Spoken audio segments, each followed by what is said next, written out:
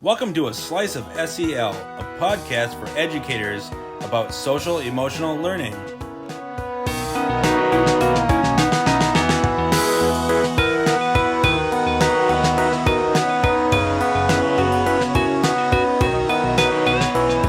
Welcome to A Slice of SEL. We're the SEL services team at the St. Croix River Education District. I'm Nick. I'm Angela. And I'm Kevin. Today we're going to talk about praise. So this is my 12th year in education, and I would say that for most of that time, I didn't put a lot of thought into how I praised and encouraged students. You know, I had been told a million times that praise was important. I had heard the praise to correction ratio concept a bunch of times, in my career, but it's actually not an area where I'd received helpful training. It didn't feel like part of my craft. I was pretty naturalistic with how I did it, meaning I just did it the way that came naturally and when it came naturally to praise. So I couldn't notice and name what I was really trying to do. I wasn't really intentional about it at all. So what happened is I didn't praise very often. And when I did, I usually just said great work or something like that. And it was usually for students answering a problem correctly. So a student would get something right and I would say, great job. And then eventually what changed is I started to work at a school where the staff really took praise very seriously. I got to work with paraprofessionals and teachers who were fantastic role models, and we invested a lot of time in our team meetings to refining our praise practices and being intentional about it. And that's what really changed for me. So I've been lucky enough to see firsthand how powerful praise can be. I haven't just read about it in the research as a hypothetical. I've actually gotten to experience it and witness it when we're intentional about it, how powerful it can be. And it's one of those fundamental, basic tools of classroom management, but that doesn't mean it's easy. And it doesn't mean we've made it a habit or been able to maintain that habit. And Angela and Kevin, I mentioned this off air before we started recording.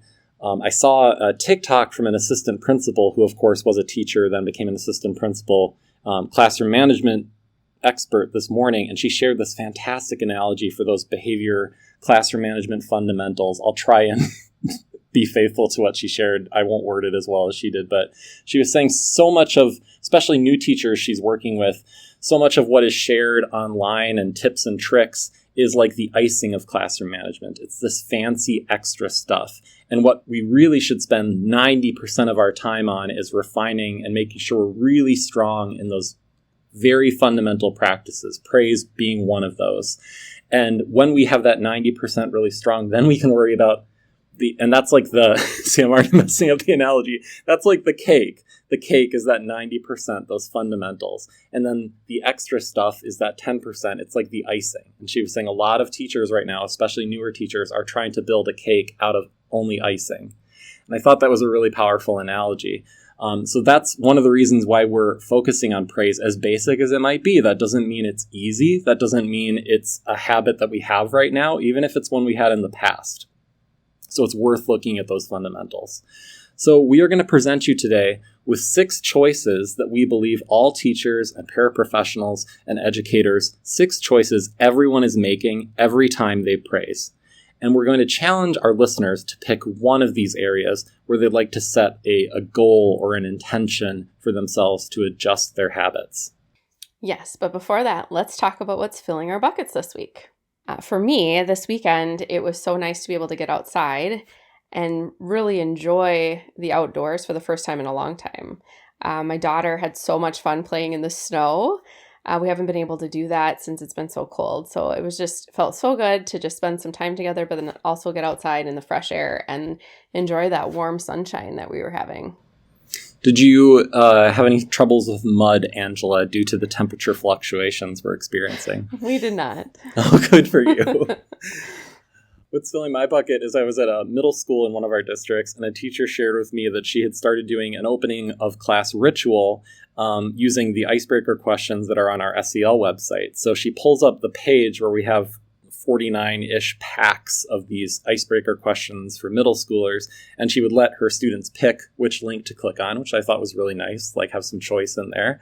And these are packs of 4 questions, and they only do one question because you don't want to take up a ton of class time. So they just have one question, and then she has them all circle up. And this is a ritual that they know by now, which is really beautiful.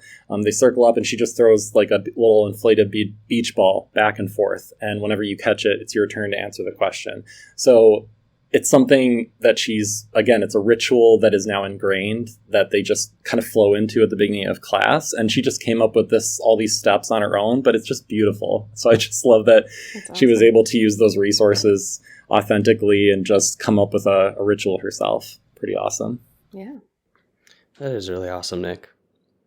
My bucket filler is also a personal one, similar to Angela. Me and my family, we recently started a swear jar. We have our daughter is 18 months old, and she's starting to pick up on words that we're saying. And so it was about time to start the swear jar in our household. So every time we catch each other swearing, we are contributing to a swear jar, which actually is going back into our daughter's college fund. So it's one of those things where, okay, well, this is more money towards her and her education. But it's a good way for us to hold each other accountable and just be mindful of the language we're using around our little one. That's very responsible of you, Kevin, where you're diverting those funds. I was going to ask. My brain was going, are you going to spend it on Starburst or something? I guess that wouldn't really work logically, but okay. Now we're going to shift to our topic and discuss those 6 choices that all educators are making when they praise students, whether they're realizing it or not. Again, our goal here is for all of us to become a little bit more intentional with our praise, a little bit more self-aware of what we're doing. I know Kevin and I have both been told recently in training or coaching contexts, we've been told praise doesn't work for me. But when we drilled down and talked about what those people were actually doing, it was praise. It was a specific style of praise, and they just weren't self-aware of that. And the only thing is, by recognizing our style and by being self-aware of those choices, those decisions we're making, and the options that we have, we won't feel trapped if our style stops working. So when we can notice and name what we're doing, we're more ready to change it and adapt it when we need to. So we avoid that helplessness that always comes along or might come along when inevitably our style just doesn't work with a particular kid or a particular group of kids. So as we go through these 6 areas, these 6 decisions, think about the choice in each area that you're typically making. Again, whether or not you're intending to do it or not, think about which side of these coins you're landing on. Start to define what your current style is, and then ask yourself if there's an area or 2 where you'd like to shift what you're doing. So guys, there's 6 choices. There's 3 of us. We're going to go around the table twice and take turns sharing. Kevin, why don't you get us started? Yeah. So number 1, how obvious the praise is. So for a lot of people, the default phrase might be great job or nice work. But saying things like I noticed or thank you for, that's also praise. When you're taking a moment to direct your attention to that student and pointing out something positive, something that you'd like to see more of, that's also the praise that we're talking about. So secondary students might feel like you're talking down to them or treating them like a kid. You're always saying good job or great work, Sam, or something like that. Well, instead, you could say something like, hey, Beth, I noticed you speaking up during group work today. I like the ideas you shared. Or, Sam, thanks for raising your hand. I could hear crickets. I really appreciate you bailing me out. Saying things like, I noticed, or thank you for, and elaborating what you're thanking them for can really feel more socially mature for the students that we're talking to. Well, yeah, I can think of a middle school, for example, in one of our districts where the leadership team went to some training and they've really brought back the power of that phrase noticing. So they're really trying to be really good noticers. But just other examples of that phrasing, Kevin, I thought of like, I appreciate, I admire, even questions like when teachers are asking, how did you come up with that idea? Or can you tell me more about that? Like how you thought of this? Or can you tell me more about how you approach this problem? Like just noticing and being curious about a student, that so positive social attention, that's praise and encouragement. And I can think of my favorite teachers in elementary school were often the ones who showed that curiosity and made me feel like special, like they were curious about the way that I was thinking about something. One way to think about it that I've thought about is like a praise diet. I'm sure you guys have heard me mention that before. Like all things are okay in moderation. I don't think it's the end of the world if a teacher says good job. I think that's not what we're trying to say here, and have people rigorously self-censoring themselves and being really nervous to have the words great job slip out of their lips. Like, it's not the ambition here. But again, just want to open up the eyes a little bit so that we're all aware of all the options that we do have, right? The goal is to find things that are a good fit for the students in front of you. So one of those options, I think, like you said, Kevin, is like how obvious it sounds. Like, great job sounds pretty obvious. That's praise. But how did you come up with that idea, Ben? Like, that's praise too. Nick, I love that phrase, praise diet, and it really connects to what I'm talking about next. So for example, great work, Beth. It's short, quick, and vague. Pretty similar to junk food. It's not the end of the world if you use it, but it's not super nutritious. And so you want to make sure you're getting that really nutritious praise in the mix as well. So great work, Beth is positive, but it doesn't tell Beth what I noticed. It's not specific. So that leads me to choice number 2, how descriptive the praise is. So I can be more descriptive sometimes. I could say, Beth, great job using your quiet voice. Or great job getting your books out quickly and quietly, Sam. Like I was saying, it's that extra nutritious layer where I'm being really specific about what I noticed. It's going to be more meaningful to the student. And even if I want to level up on that, I could add a reason. So instead of, Beth, great job using your quiet voice, I could say, Beth, great job using a quiet voice. I feel respected when the class is quiet. Or, Beth, great job using a quiet voice. It's easy to use my focus muscles when our voices are quiet. Did you guys have anything to add? Yeah, and Angela, I think our listeners might be thinking, oh my God, when am I going to have time for that? Because that's so many words. And like we said, think praise diet. That's where that analogy comes in. Like, I think there's nuance to this. And even though that detailed, specific praise is so impactful and meaningful, and it's great, and it should be in the praise diet, I don't personally think it's super helpful to have this attitude where, like, I can never, ever take a bite of junk food. Like, that doesn't work in dieting. That doesn't work in real life. That doesn't work in our praise either. So I don't think it's super helpful to have teachers walking around saying, like, oh, I'm so nervous about the words nice work escaping my mouth every once in a while. Like, that's okay. Like, our diets are varied. Our praise can be a little bit varied too. But again, the nuance here, like, if Beth or Sam are only ever hearing nice work or great job, like, I don't know, they're going to start to tune it out. Like, it's not going to be super meaningful because it's just kind of this reflexive little word, like, phrase that comes out of the mouth. And I can't really tell that person really has noticed anything special or nice that I've done. So that's, again, this concept of a diet. Like, it's okay to have it a little bit varied, but we want that nutrition in there.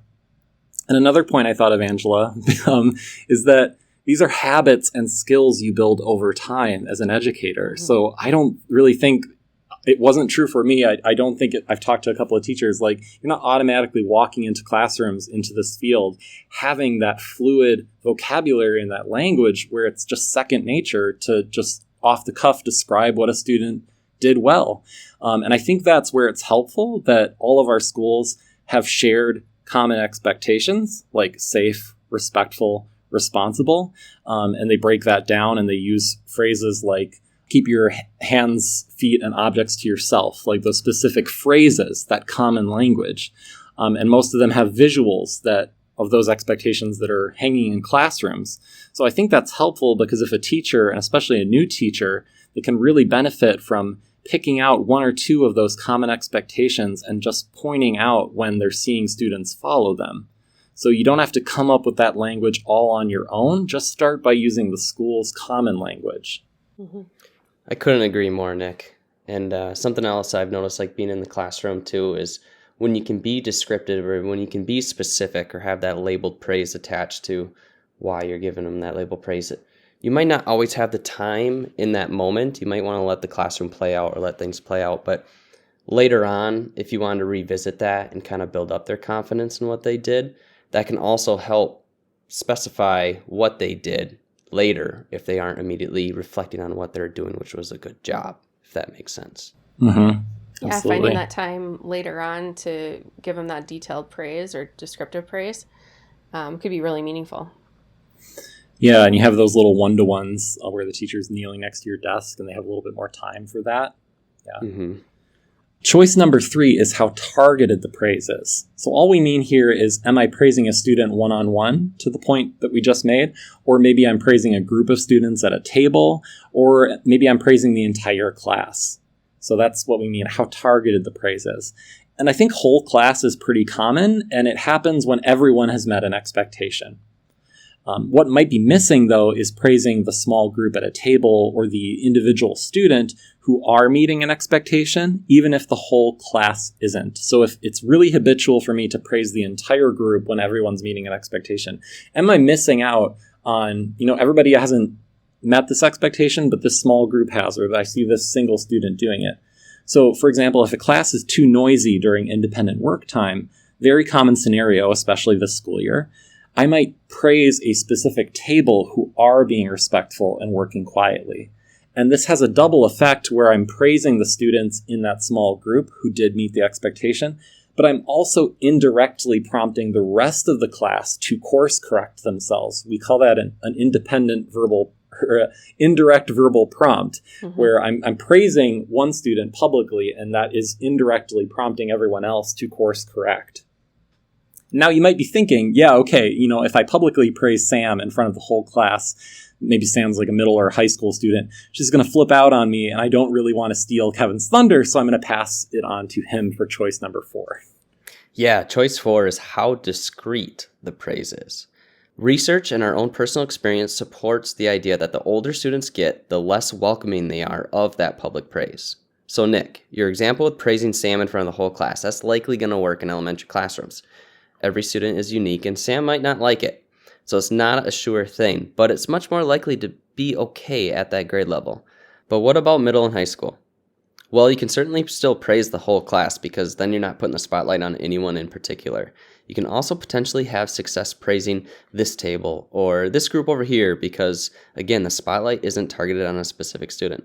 But when it comes to praising a student one-on-one in those older grade levels, public praise isn't likely to work well. Being discreet is likely to go better. So standing by the student's desk and talking to them one by one is likely to go well versus my other options. Yeah, and the other thing to add here, Kevin, I think is families are another consideration. I met a teacher at a training, and she had a Google Voice number because it was a Google Apps district, so were we. So she could text parents from her school computer with that work number, so it wasn't her private number. And I started to do the same thing. So I'd ask a student sometimes hey, is it okay if I let dad know about this? And nearly 100% of the time they'd say yes. And then at my next opportunity, I'd fire off a quick text to the dad on my laptop. And sometimes dad would reply during that period. So I got to tell the student what dad had said. I mean, how powerful is that? It was great. And of course, you could call or email. Those things just tend to take longer because they're more formal than a text message. But I just wanted to throw that in there as far as discreet goes, because that can be really discreet, but super, super powerful. Yeah, good point, Nick. So choice number 5 is what I'm choosing to praise. So Nick, you mentioned that early in your career, naturally you were drawn to praise when students answered a question correctly. So, nice job, good work. Another thing that naturally draws a lot of praise is when a student gets a good grade on an assignment or a test. And just keeping with our theme of those things aren't bad, but there are other options and we do want to mix it up, I want us to think about the other things that we can praise. So one is effort and the process that a student is using. So I want to make it a very common thing for a student to hear, I noticed you trying hard, you didn't get it right the first time, but you kept trying. I'm so proud of you. Or, Sam, thanks for not giving up when you didn't find the answer right away on your first try. The other thing we can praise, and we've given a lot of examples already, is when students are meeting behavior expectations. So if students are showing a safe body, if their voice volumes are appropriate, etc., I want to notice and acknowledge when that happens, not just point out when it isn't happening. And I want it to be a habit, not something that I have to consciously try to start doing when I know a student who's going to give me a tough time isn't doing something that I'm asked and I'm already stressed. And I want it to just be my bread and butter, my everyday. So Nick, I like how you tied it back to the school's common expectations.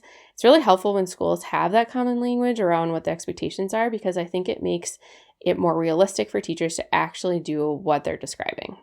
Absolutely. And I'll give a shout out to East Central High School. They're just the most recent school that I've worked with on designing big, colorful visuals for the classrooms of their common expectations, their Eagle Pride. Their expectations are respectful, responsible, ready to learn, those three. And now every teacher has these 1 foot by 3 foot vinyl banners in their classrooms with these big symbols that match each of those three expectations.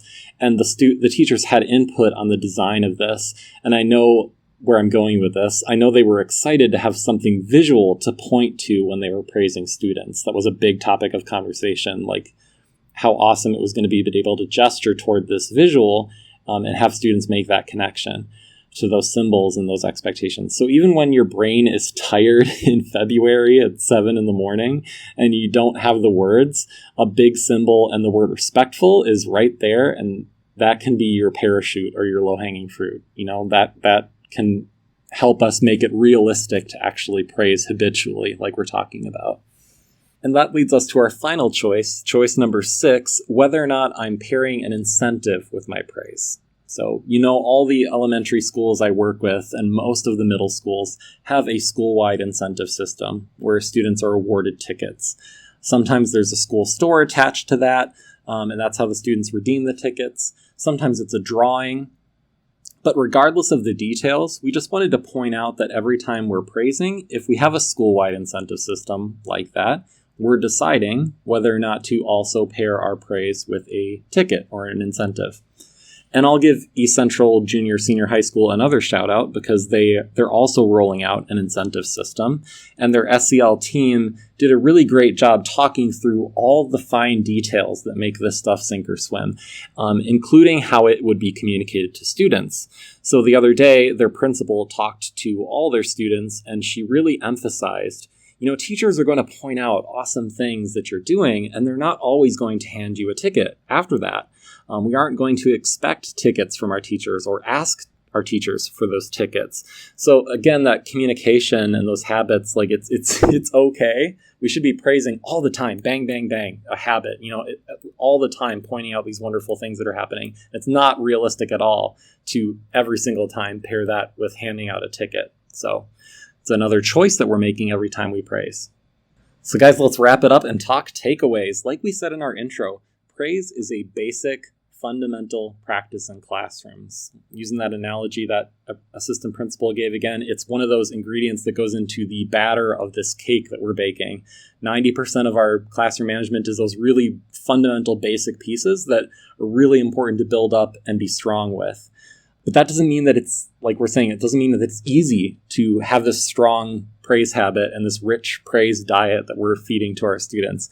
It doesn't mean we have strong habits in this area, and it doesn't mean that we're even very self-aware of what choices we make when we're praising or encouraging students. Like I was for a good chunk of my career, really not self-aware about this practice, really not intentional about it, just kind of rolling with what my natural impulses were.